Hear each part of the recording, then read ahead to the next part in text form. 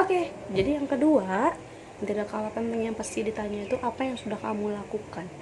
Jadi, untuk menjawab pertanyaan yang modelnya seperti ini, itu biasanya tim penyeleksi itu mengarahkan atau ingin tahu udah berusaha apa dia untuk menuju pertanian kota itu.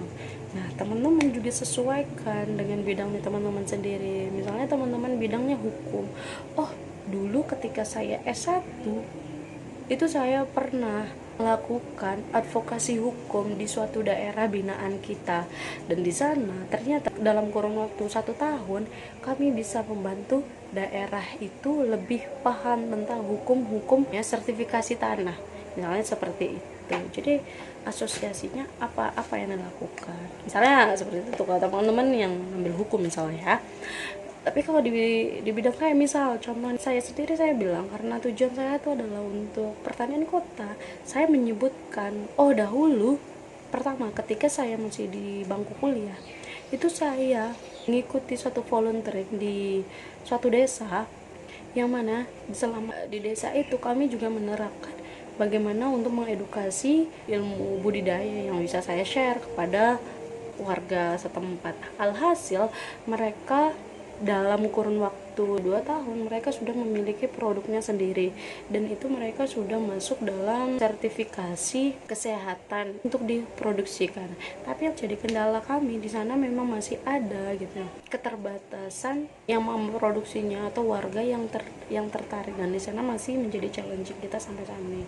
Tapi khususnya untuk di pertanian kota itu sendiri, saya itu sudah mencoba menerapkan bersama teman-teman saya pasca saya lulus S1. Jadi kami punya satu lahan di perumahan yang ada di Bajur di sana. Jadi kami memproduksi itu hampir setiap 2 kali seminggu, dan hasilnya lumayan untuk skala kecil.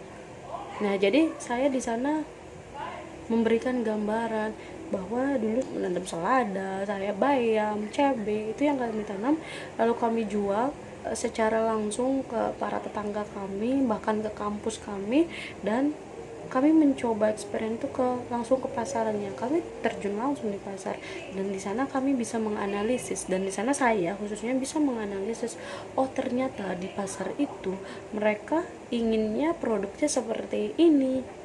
Nah, dari pengalaman tersebut saya jelaskan bahwa saya pernah melakukan kegiatan ini bersama teman-teman saya untuk menciptakan pertanian kota yang efisien dan efektif, dan ini perlu dilakukan oleh anak muda. Kebanyakan mengarah ke bidang yang lainnya sehingga meninggalkan dari tradisional pertanian itu sendiri. Nah, di sini ternyata ada hal yang perlu untuk saya pelajarin lagi, gimana untuk mengembangkan pertanian kota itu.